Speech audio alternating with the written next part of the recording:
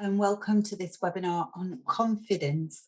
I want to start by asking you about your confidence. And I want you to think for a minute about what makes you an excellent teacher. Don't think about what you find hard or what's a struggle at the moment, but what makes you an excellent teacher. And I'd like you to drop that into the chat box or just to say it out loud, or even just to say it in your mind. It doesn't matter how you do it, but I want you to focus in right now on what makes you an excellent teacher. I was thinking about this question myself before I started this presentation. I thought, what makes me great at presentations like this? And I know it's my enthusiasm and the fact that I'm passionate about my subject. And I think that comes across. So that's my point of confidence and excellence. And I love the things you're saying, that you know your students well, that you love words. All of these things are brilliant. And it's really important to check in with yourself about how good you are. Because when you know you're excellent, it's not a showing off thing, you know? It's a real knowledge that you have the confidence and the ability to do a great job. So I think it'll be a good practice this week, every time you're about to go and teach, to think, why am I excellent at teaching? And carry that confidence forward with you so your students feel that beaming from you like a shining light, because confidence is contagious and confidence is motivating and confidence makes people feel secure. So it is very, very important. And if you're struggling to think, why am I excellent at teaching? Ask yourself this. When did I achieve something brilliant in my teaching? What did I do that was excellent? It could be last week, it could be last year, but there will be some evidence there that you can look at and think, yeah, I know what I'm doing and I do an excellent job. So positive self-talk and looking at past evidence and experience are great ways to shore up your confidence as a teacher. They're also excellent ways to teach your students to be confident. And that's what we're going to look at today: how to help your students feel more confident and how to help you feel more confident, because you are, of course, vitally important to your students.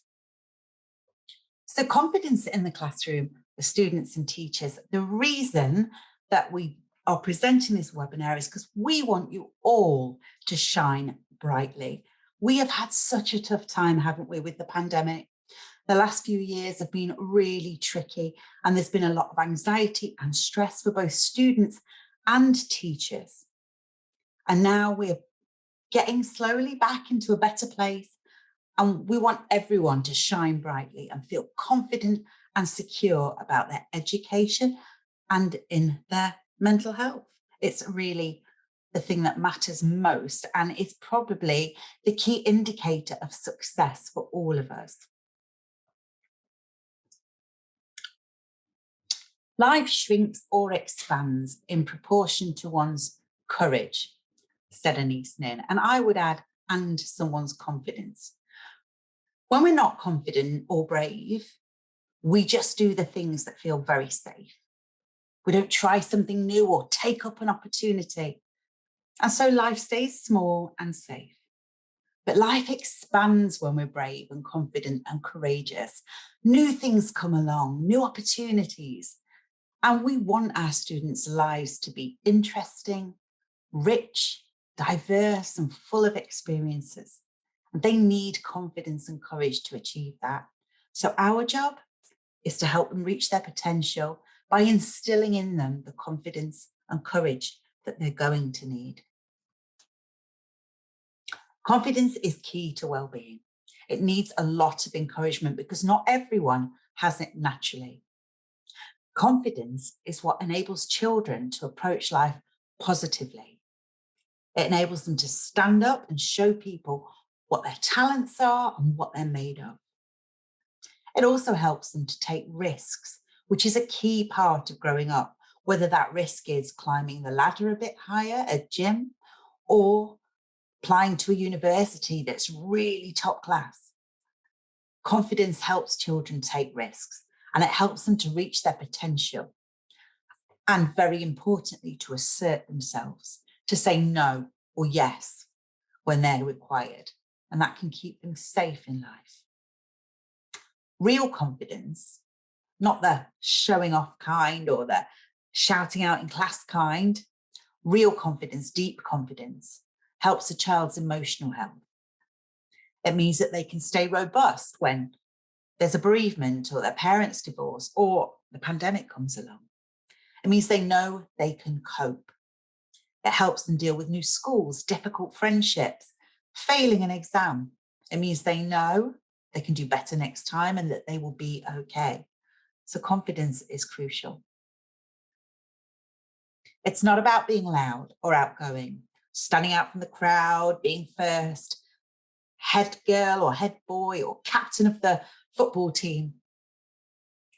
Confidence, real confidence, is about believing in yourself and speaking up when you've got something to say, knowing that you are good enough. It can be quiet. It doesn't have to be showy at all, but it's about saying what you need to say when you need to say it, and knowing if you want to try and go for something, that you have a right to and that you can. Pythagoras said the oldest and shortest words are yes and no. And these are the ones which require the most thought. This is absolutely true. We want our students to say yes to opportunities that are right for them and yes to having a go at things. And we want them to say no.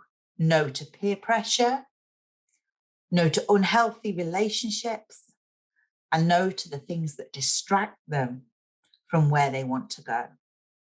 And actually, you need a great deal of confidence to stand up to your friends. And you need a great deal of confidence to reach for opportunities you might fail at. So yes and no are really important.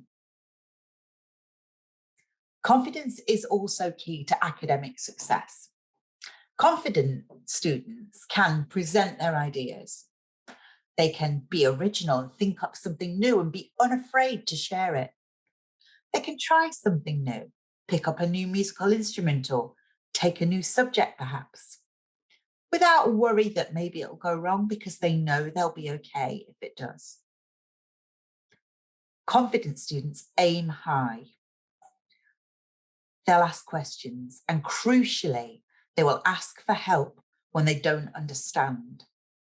And I'm sure you know from your classrooms that one of the biggest problems that students have is when you present a subject or teach them something new and they don't say, I don't quite understand that. So you move on and they haven't understood.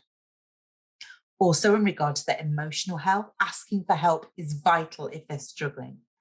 If they're having problems at home, asking for help will keep them safe. So yes, confidence is key to academic success, but being able to ask for help, it's important in every area of life. And as a teacher, you need to do all these things too. Be able to present your ideas well, be original, try new things, aim high, and ask for help if it's too much.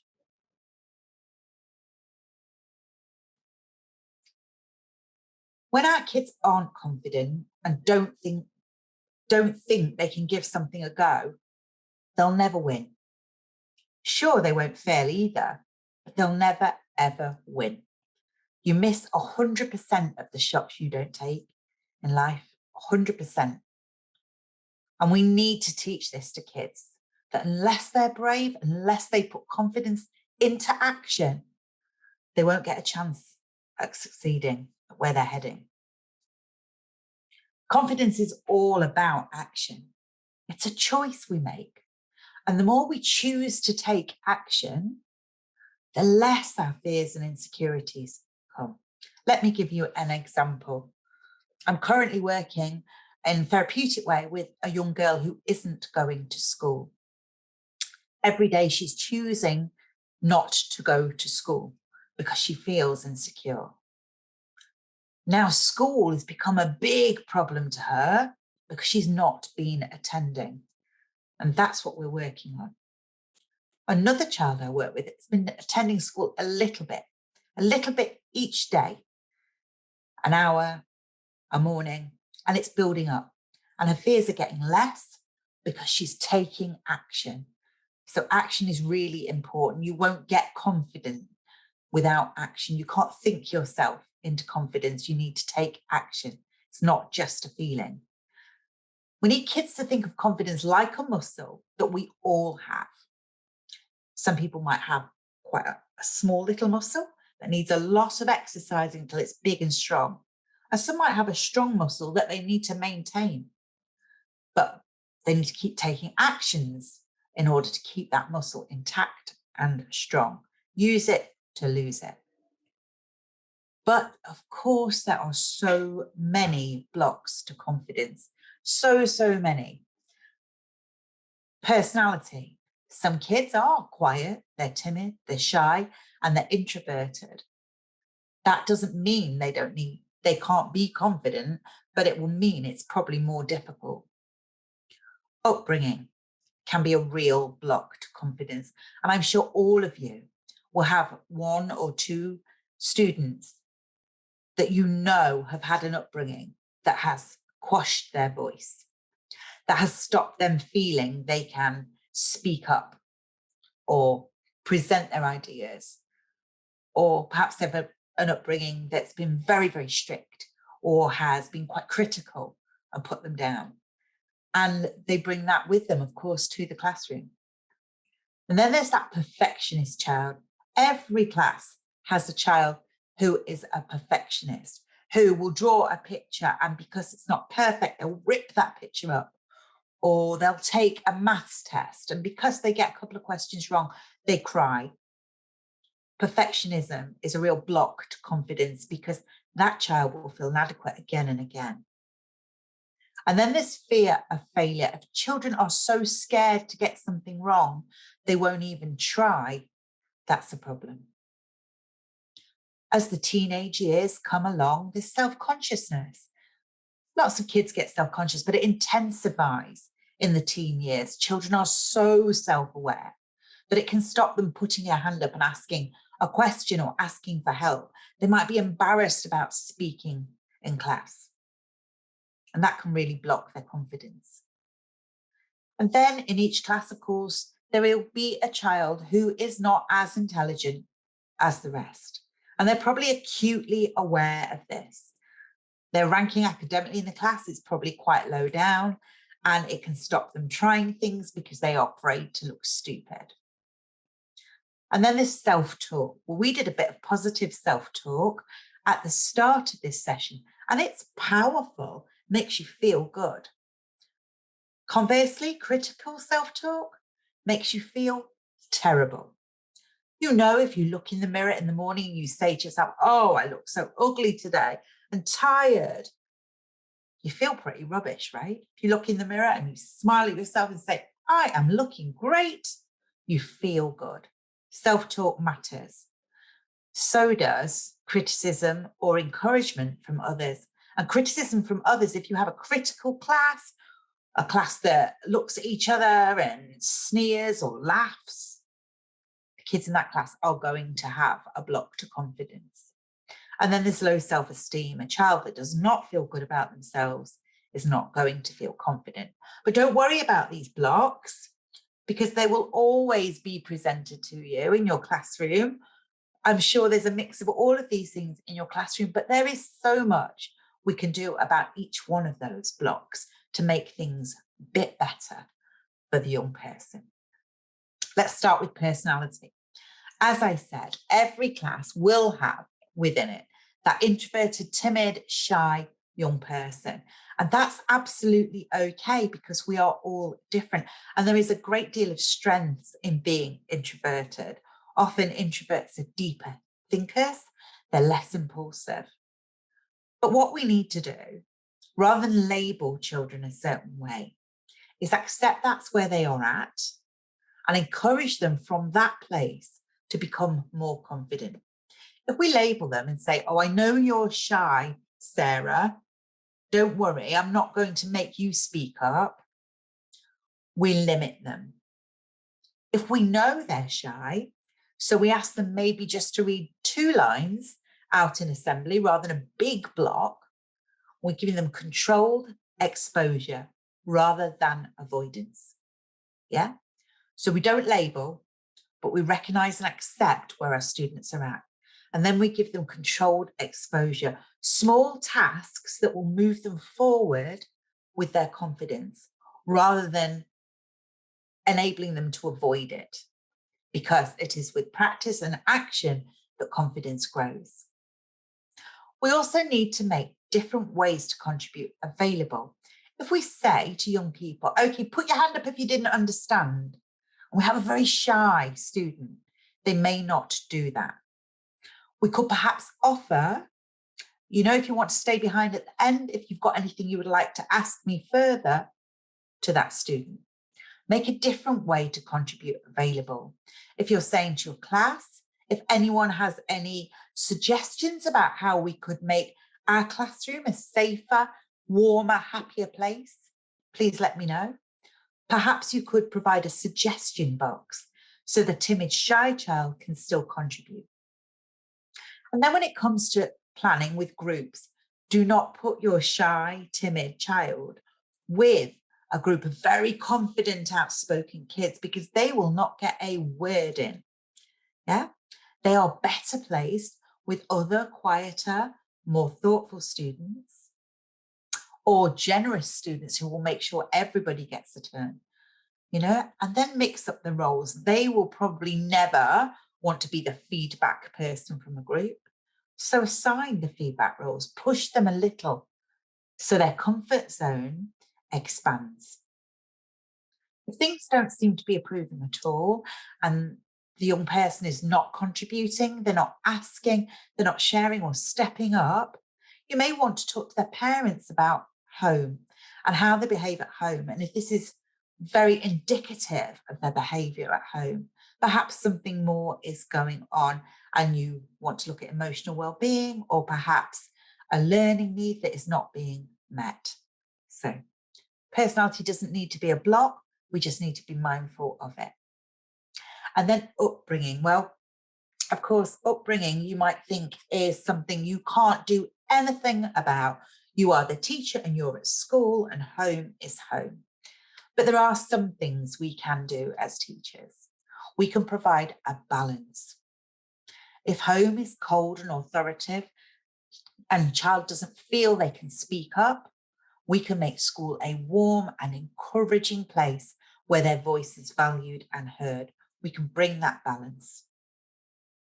We could also offer parenting classes, not to teach people how to parent, of course, but parenting classes around raising a confident learner.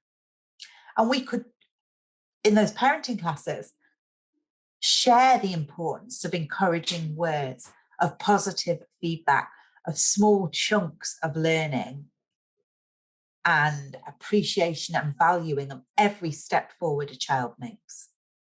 Not all parents know naturally how to encourage their child, and some may think the punitive approach is a better one. So school could offer that, how to raise a confident learner and how to work alongside you in encouraging that child to feel confident. In the newsletters you send home, you could mention that. Please remember, when your child does their homework, to tell them how proud you are of them, or to show an interest in what they've done that day at school. It really encourages them. You give a few little prompts. And you could engage parents through homework. For example, if you're doing a topic on strengths, you could perhaps have, as part of your child's homework, to ask their parent to share what they think their strengths are. Get them involved. And if you're doing a topic at school, perhaps on something like history, you could ask your students to talk to their parents about how school was in their days, and get them involved. And I think the more parents are involved and engaged in what a child is learning at school, the more they'll appreciate and value their child's skills and strengths. Now we move to the perfectionist child. Not a teacher's dream, even though we all want our students to strive, we do not want them to be so hard on themselves when they don't get things absolutely right. So what do we do about that? How do we get that child to feel more confident, even when they don't get perfect results? Well, we need to praise their effort more than their accomplishment. You really tried hard. I could see you concentrating. It was so great how focused you were on that. Wow, you put a lot of energy and effort into that. Praise the effort more than the accomplishment, because that's something a student can control. Whether they get 100% isn't always under their control. They may have missed a class, they may not have that skill or ability, but their effort is something they can control. And then see opportunities in setbacks. So if they perhaps got 5 out of 10 on a spelling test, you could say to them, okay, next week you can aim to get 1 higher. How are you going to do that? And it will encourage them to think about how they study and how they revise. And that's an opportunity. Progress, not perfection, is what, as a class, you need to be aiming for. So if that child got 5 out of 10, maybe the week before they got 4. So give them some input around that progress and say, do you know, these spellings are a lot harder than we did last year. What progress you've made. And let them do well often. Let them do well with things like growing seeds or reading to a younger child in the school. Let them do well with helping you arrange a display, so that even if their academic work isn't perfect or isn't even very good, they still have a confidence about themselves and their ability, which will motivate them. And encourage positive self-appraisal. So rather than say, that wasn't very good, say, what do you think you could have done differently? Or how do you think that went? Or what was a win in your group? What worked really well in your group? And encourage them to look at themselves positively. There are many fabulous ways to be a great cook, to be a great artist, and to be a great writer. And young people don't always know this. Sometimes they think there is only one way to draw something, and that's to make it look like an exact copy of what's in front of you. Sometimes they think the only way to be great at cooking is to make a cake like the rainbow cake. Yet I think the simple cupcake with the toy on top looks amazing. And if someone presented me with a cake of pancakes stacked up with a bit of maple syrup, I'd say, thank you. There are many, many different ways to do things well. And if we only give our students one model of a job well done, they will often fall short. Van Gogh never painted something that looked like a photograph. Manet and Monet didn't either. And yet, wow, Picasso, right? There are many, many ways to be a great artist, a great cook, a great writer, a great mathematician. And we need to let our students know that, to let them be confident in their own style and approach. We also need to encourage an elite athlete mindset to success. Big goals can overwhelm. So by chunking them right down to something tiny, like an athlete does, if they get 1 second faster in their race, they are just celebrating. We need to do the same with our students, give them positive feedback for every single little step forward so they feel good, and get them to appraise themselves and see their progress. It is so confidence boosting to know you're going in the right direction. Fear of failure. Wow. Fear of failure stops lots of people from aiming for the goals that could change their lives. It can stop us as educators, and it can definitely stop our students. It can stop them trying out for the football team. It can stop them trying out for the school play. It can stop them taking that extra GCSE. It can stop them speaking up. They don't want to get it wrong. They don't want to fail. So we need to encourage problem-solving approach, not a problem-dwelling. Our students will fail sometimes, all of them. They will. And when they fail, we need them to think, right, what can I do? What can make it better? Rather than what went wrong. There is some value, of course, in looking at what went wrong, but then quickly move to what could make this better. Seek that learning point. Share stories of failure with your students. Everybody fails. J.K. Rowling sent her book many, many times, 100 times, I don't know, to agents before she got her book deal.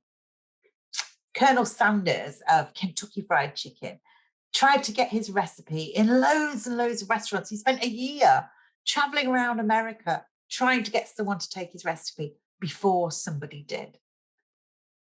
Out of failure comes many, many things. And one of the most important is the ability to problem solve and seek the learning points and be robust enough to try again. So share stories of failure. It is not something to be scared of, and model it too. Let the students know when something hasn't worked that you were trying to do, and explain how you're going to try and solve that problem. So if you were setting up a PowerPoint and your technology failed, you say, right, technology has failed. Okay, what am I going to do about this? And what will I learn in future? Make failure a regular thing. If you only have exams once a year, students are going to be very, very worried about getting it wrong. So lots of little tests, they're not going to be so worried. Yeah. Make it a regular thing. And encourage creative thinking. Encourage students always to use their imagination to try and find a way round things. There is always a way round things. And most importantly, explain what will happen if they fail. If they try out for the school play and they don't get in, they would have a chance next year, or perhaps they could be on the production team. If they take the exam and it doesn't go well, they can retake that exam next week, next month. If they share an idea in the classroom and you know what, it's not a day we don't want to take that idea on board, that's okay too. You're just really glad they tried. So explain what will happen if, because the fear of failure is often the fear of the unknown, of the consequences. And then practice affirmations. Affirmations are really valuable, and we'll come to them in a minute. But affirmations like, I can cope, I can try again, I can do hard things. And get your students to repeat them. Have them written up on the board, have them up in your classroom, get your students to say them each morning, maybe take one each week. I can cope, I can try again, and I can do hard things. Failure can lead to awesome things. Share these stories with your students. The Leaning Tower of Pisa in Italy was not supposed to be leaning. But if it was straight, it wouldn't be such a popular tourist attraction. And Pisa wouldn't have made tons and tons of money from tourists coming. Steven Spielberg of E.T. fame and so much more was rejected both times he applied to attend film school, but it didn't stop him.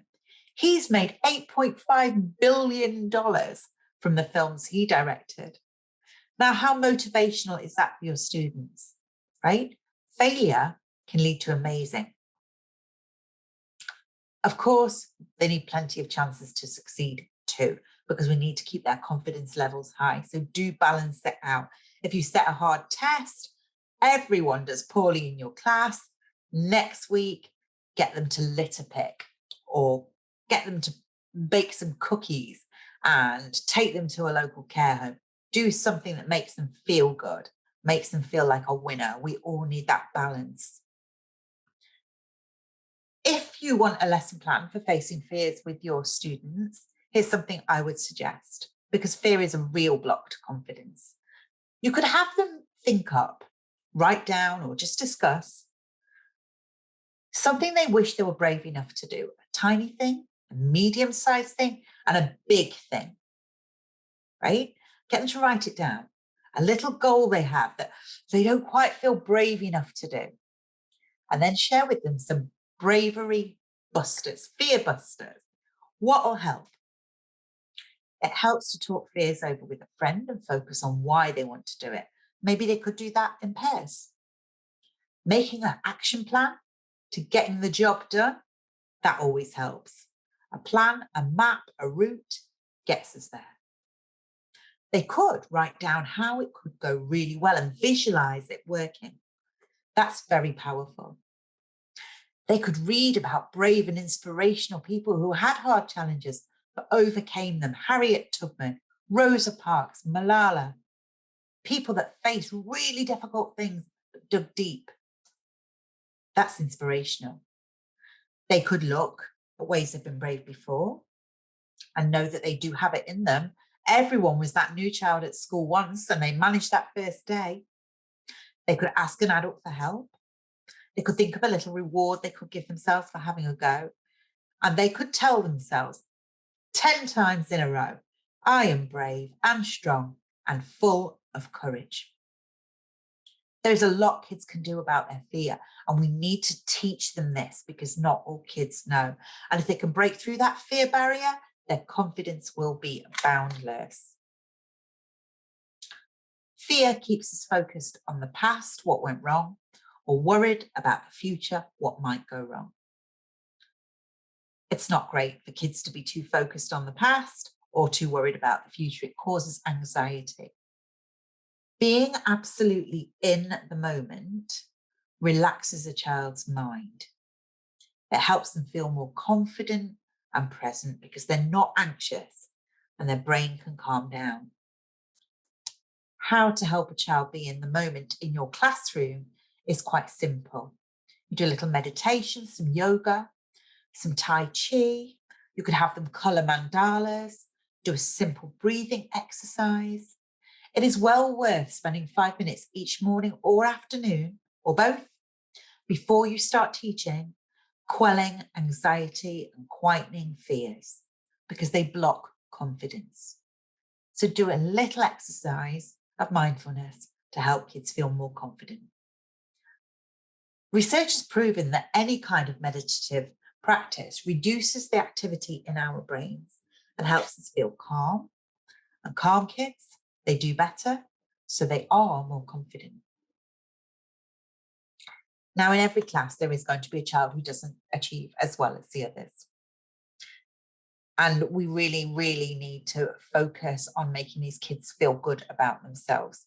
So we need to set small, achievable goals that do push them forward, but are not unattainable. So rather than look at getting to the next reading level, it's about getting to the next book. And maybe they get a sticker for reaching that next book, or a star, or some verbal feedback from you. They need to be invested in these goals, and it often helps if they get that kind of feedback.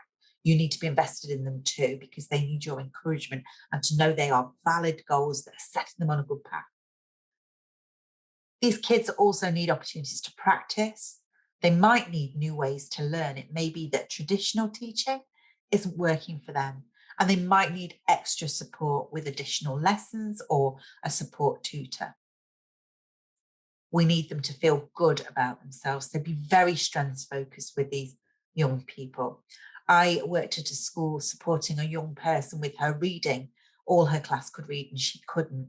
And this girl felt terrible about herself. She was absolutely excellent at sport. And so school really encouraged her to be in quite a few teams. They gave her strong roles within the teams. Even if she wasn't quite at captain of the team level, she got to be captain. She felt good about herself. And that confidence, as that got encouraged, did come through into her reading. She felt, I can do this. I'm a strong person. I'll get there. And she did. Every child is a genius. But if you judge a fish by its ability to climb a tree, it would think it's stupid. If that student I just mentioned had been judged by her reading, she would be seen as somebody without skills or talent. And yet, actually, she was never read to at home. She hadn't gone to preschool. So she had started school behind. If we judged her by her reading level at her first year at school, she wouldn't be seen as smart and intelligent, but we could see through how well she did with her teams and her sport that she had focus and drive. So we need to be careful how we judge our students. Self-talk matters. We looked at this at the start. Brené Brown, who is a very inspirational social work professor, says we should talk to ourselves like you would someone you love. You need to model positive self-talk to your students. Don't say to them, oh, I'm so stupid, I left those notes at home. You could say, I left the notes at home, I had a very busy morning, but it's absolutely okay. Happens to us all sometimes. Yeah. Model compassion for yourself, model encouragement for yourself. Yeah. And do explore the power of words with your students. They would not say to somebody else, oh, you're so stupid. You did so badly in that test. Oh, you're such a mess. You get everything wrong. Hopefully, they would never say that to somebody else. So why are they saying that to themselves? It has just as much damage. We need to show our students there is a very, very clear link between thoughts and feelings and behavior. So if they think negatively about themselves, which happens when you talk badly to yourself, they will feel rubbish. And if they feel rubbish, they won't act with confidence and clarity. If they think positively about themselves, they think to themselves, yeah, I can do this, or I can give this a go, I can ask for help, I'm strong, I'm powerful. They will feel more in control and they'll behave with more confidence and they will ask for the support they need. We want the young people in our care to be saying this to themselves. I can do hard things. I can try my best. I can ask for help. I'm a great person and I've coped with something like this before. Put these up on the wall in your room. This needs to be your classroom mantra, because if kids think like this, speak like this themselves, they will not feel overwhelmed. They will feel in control and confident, and they'll behave like confident people behave. So affirmations are really important. Get them saying those phrases. If they say, I'm really stupid, you ask them to rephrase that to, I'm learning, or I can try harder, or I can get some help around this. And then model it. Make sure you are talking well to yourself. Knowing they have the power to be their own best cheerleader is an amazing tool to give your students. Repeating positive I am phrases and affirmations. By I am, I mean I am great, I am fantastic, I am a good student, will make them feel good. So power of positive self-talk really does lead to confidence. Affirmations, well, they're just fantastic and they have been proven to work. And if you think for a minute, oh, they don't, think about the affirmation you gave yourself at the start of this section. I am an excellent teacher because I am an excellent teacher. Remember that and do your work with pride. And your students, if they remember, I am a great student or I am learning, will also do their work with pride and enthusiasm. Now, being self-conscious can be a real issue and a massive block to confidence. Kids need to learn their only competition is with themselves. They need to do better than they did yesterday. And that's why individual targets are the healthiest. One class target, many students will fall short and feel rubbish. Individual class targets, individual student targets, well, they provide motivation and they meet the student where they're at. Our students, partly due to social media and partly due to the way schools are bombarded all the time by other people's achievements. It can make it very hard to stay positive. They need to be focused on their own. What helps? Well, we need to teach them media literacy to start with. If they are looking at social media and they are seeing everyone has a perfect life, everyone is full of confidence and everyone looks a certain way, they might feel rubbish about themselves and really self-conscious. about themselves. And we need to show them that things are photoshopped and people only present their best self on social media. We need to give them a diversity of role models. So rather than them think that the only successful student is the one that goes to university, we need to tell them about the student that became an entrepreneur, or the student that went overseas for a couple of years and did some wonderful work in communities that needed support. We need to tell them about young carers, yeah, and give them a diversity of role models so they can see themselves represented and have lots of different aims. We need to help them have body confidence.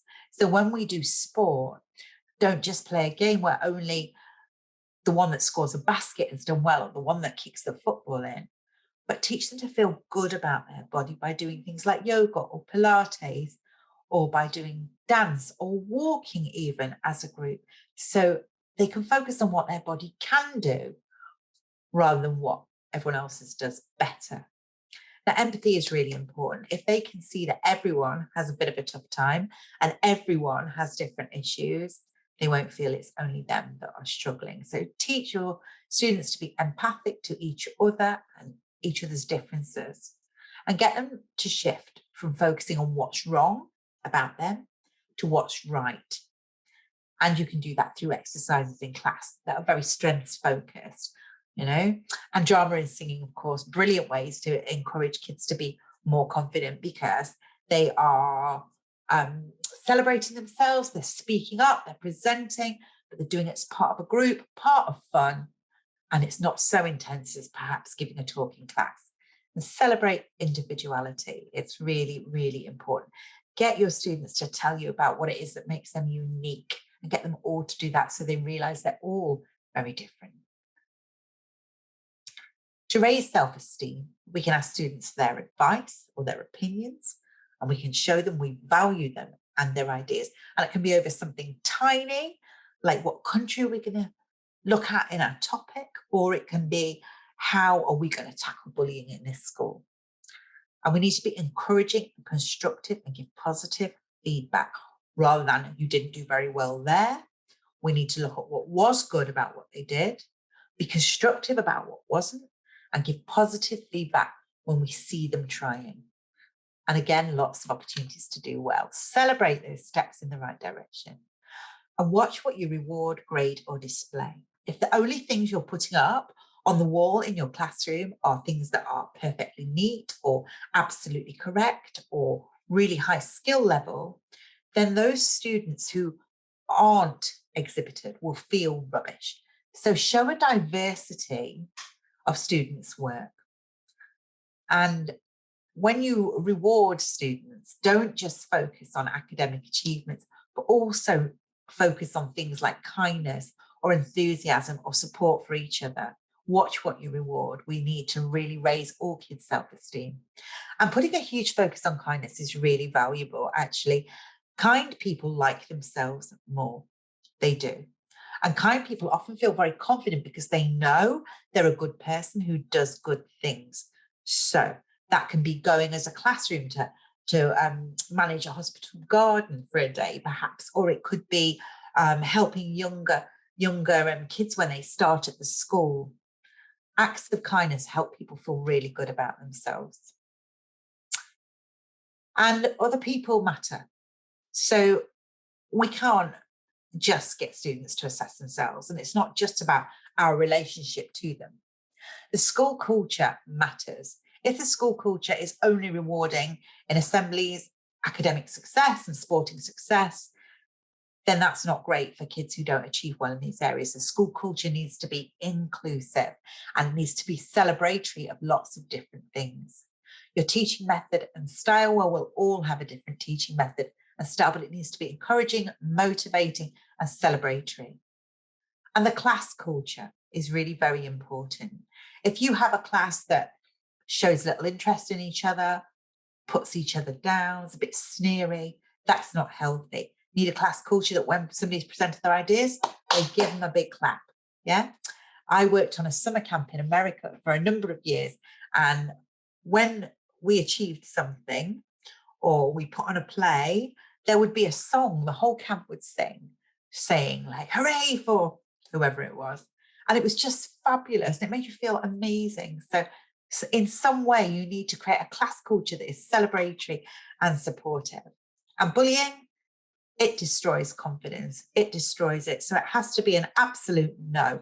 There has to be a clear path for students to report it and absolute clear consequences for anyone displaying it. We need to really focus on support and cheerleading. So if 2 kids in your class are playing in a tennis competition, why not the whole class go along and cheer them on? Yeah. Let's create a culture of support and encouragement to raise confidence. The power of supportive community is a beautiful one, and it can make kids feel safe. Tell you very quickly a story of when I was at school and my cookery teacher had everybody gather around my table to show them how rubbish the cookies were I'd made. They all laughed. It was awful. She could have said to me quietly, what do you think could have made them better? And I would have said, put too much butter in them. And she could have said, try them again at home this week and see if they get better and let me know. And I'd have gone, okay. But she didn't. She embarrassed me and shamed me. And for the rest of my days, I just said to everyone who'd listen, oh, I can't cook. No, I'm a rubbish cook. I have a food blog. Still struggle to say I'm a good cook, but I work on it and I keep trying. But it took me years to unhear that. So shaming our kids, embarrassing them, absolutely destroys confidence. There are some practical things you can do. You can have achievement folders, each child, so anything they've done well can go in. You can have weekly WWW sessions. WWW stands for what went well. Yeah, and get every kid to tell you something that went well. They can have a daily achievement log, and in it every day, write something they feel proud of. You could do a topic on strengths, looking at qualities and past successes. In what way do they feel good about themselves? Bring it out. You could share Chicken Soup for the Soul stories. Chicken Soup for the Soul are books that contain loads and loads of stories about people who've overcome adversity. They're only short stories, but they're excellent and they're really encouraging. You could share writing prompts with your class. The best thing about my body is, the best thing about my mind is. Let's get them really valuing, appreciating themselves. Assertiveness sessions, working on those yeses and nos and speaking up for what they need and want and how to do that without aggression or without being passive, they're really useful. And then have a success definition session. Success is not just getting an A or a perfect score or getting into Harvard. Success is about being your best, meeting your potential, and it can look like many different things. And then help them with body language. Power poses and yoga are shown to really help kids feel very strong. So practice them. Public speaking practice. If we expect a student for the first time to speak to a whole school, that's terrifying. It could be done in little groups of 2. Help them practice, teach them about pauses and breathing and clarity. And then we'll just move to you. We want you to feel good about yourself as a teacher and as a person because you are that role model. So what makes you feel good? Do more of it that makes you feel good. To have a long, relaxing bath, have one every night this week. You deserve it. You work so hard. What makes you feel good? And keep an eye on your own goals. Keep moving forward yourself. Did you want to take a course on behavioral therapy or did you want to go for a promotion at work? Have a look at your goals and don't let fear stop you. And do you have an achievement folder, a compliments folder? You must. And are you getting positive feedback and encouragement from your peers, from your seniors? If not, ask for it. Maybe you could have a whole session of sharing positive feedback or a book that people write it in for each other. And how are you talking to yourselves these days? Be your own best friend. It makes a huge, huge difference. If you want to give light to others, you have to glow yourself. By giving your students the opportunity to feel strong and by giving them the tools to support themselves, they will grow into confident individuals who can speak up for themselves and others. They will set goals and they will achieve them, and they will cope with failure, and they'll be clear and proud of their individuality. So I'm going to leave you with this quote, which I love. It says, be an encourager. Because when you encourage others, you boost their self-esteem, you enhance their self-confidence, makes them work harder, lifts their spirits, and makes them successful in their endeavors. Encouragement goes straight to the heart and is always available. Be an encourager, always, and instill that confidence in your students. Thank you, everyone. Thank you so much. That was so inspiring. I just wanted to run through a final few bits of housekeeping. So as I mentioned at the beginning of the webinar, we will be sending everyone who has attended today the webinar recording and the attendance certificate for you to refer back to. And my colleague will now paste the link for the attendance certificate into the chat box. So please download quite promptly, as it does expire after a week. If we don't get around to answering every question, or you'd like to see some sample copies of Becky's amazing work, then please do contact us at collins.international@harpercollins.co.uk. The email address will also be put into the chat box. So with that all done, now let's move on to the Q&A. So someone has said, as an ESL teacher, so English as a second language teacher for teens, my challenge is to build their confidence to speak. I'll let them make mistakes, but it's kind of hard for them to start. Can you share your own experience on how to deal with this in this case? Yes, I would break it down as small as possible. So, and make it fun, because when you make something fun, kids come out of their own head a little bit. So perhaps you could show a funny cartoon and ask them to say a couple of words related to that cartoon, and everyone say it together to start with rather than individually, because that can be embarrassing, difficult, or awkward. But make it fun, make it lighthearted, and break it right down. Such a good tip. I think there is something, especially about when it comes to learning a new language, that when it's in a group setting, it does feel a lot more relaxed, because it's not just you there and everyone else is listening to you. You can kind of gain a bit of support in that setting. And this is a really interesting question. So someone has asked, what can we do about parents who overvalue their children and somehow don't realize that their children need some breaks and just enjoy being a child? Do you have any experiences you can share on that front? Yeah, I think it's really important that we educate parents perhaps on the benefits of rest and play, because I think sometimes it's done with a really good heart and good intentions that they push their kids to be their best, but a child won't be their best if they don't rest and play. So that's the angle we need to take, that it's in the child's best interest.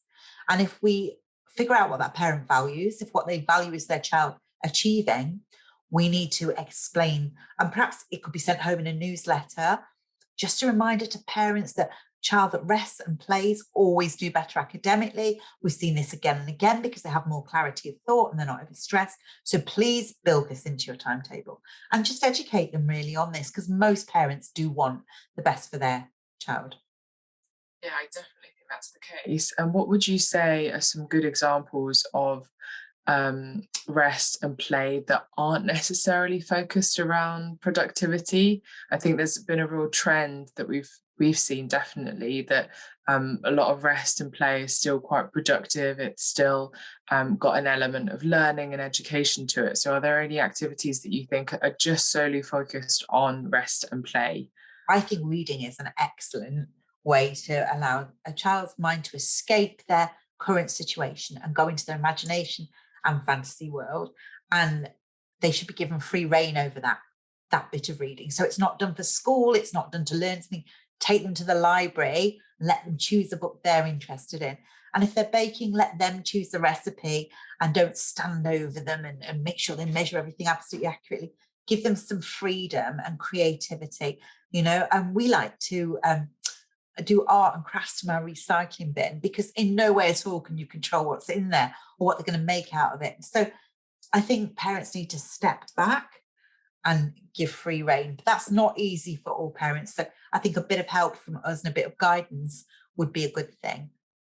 Yeah, definitely. I think the idea of sending a newsletter back and maybe having some of those ideas would be really, really helpful for a lot of people. And you touched upon this, but I really like the wording of this particular question. So someone has asked if you could share your experiences and or tips on how to encourage the perfectionist students to stay cool with all the imperfect things along the way as they're developing themselves. We're all still in the making, I believe. And I think that's such a lovely sentiment. But do you just want to expand on that a little bit? Well, I would put that quote up on your classroom wall. We are all still in progress, or we're all still in the making. Absolutely. And I think a really good way of that is to role model it yourself. So to talk about, perhaps, I don't know, maybe you're training for a marathon run and you could talk about your setbacks or how you haven't quite achieved your time. But, you need to be cool about it and think about a different way through. And so model to them how that is done. Or, sometimes kids need you to be very overt and literal and say, you are making it harder for yourself because you're getting so wound up about this and so worried about it not going perfectly that you're giving your brain something else to think about and worry about. Let's try some calm down techniques and teach them ways to cool themselves down. Maybe a hand massage, maybe a little breathing exercise, and explain to them that with a calm mind, they're 30% more intelligent. That's very motivating for perfectionists if they realize the value of being calm. Because sometimes people think that stress is what's going to help them achieve, but actually it doesn't. It blocks our thinking and our clarity. So if you can explain why chilling out matters, then give them some tools to do that, some exercises. I think that can be really beneficial. Absolutely. And I should just say that if you'd like some more advice or guidance, or just to see more of Becky working her magic on this topic, we've got lots of webinars with her on our website. But before we go, I just wanted to give you the floor, Becky, if you'd like to leave our teachers with just one takeaway that you really want them to take through the rest of the week and into 2020, then what would it be? The floor is yours. Well, I think the most important thing is you remember why you went into teaching, what it is you wanted to help these students with. And I'm sure that for all of you, it is about reaching their potential. And confidence is the key to reaching your potential in life. And for you as a teacher, it goes just the same. So remind yourself of your excellence, remind yourself of your goals, and remind yourself why you went into this. And you will be that beacon of light to your students. Thank you so much. That was so inspiring as always. It's always such a joy to have you with us on these webinars. Thank you everyone for attending. And as I said, we'll be sending over the follow-up email with the certificate of attendance and the webinar recording very shortly. So all that's left for me to do is to say goodbye and to wish you the very best as we go into 2020. Thank you so much. Take care. Thank you.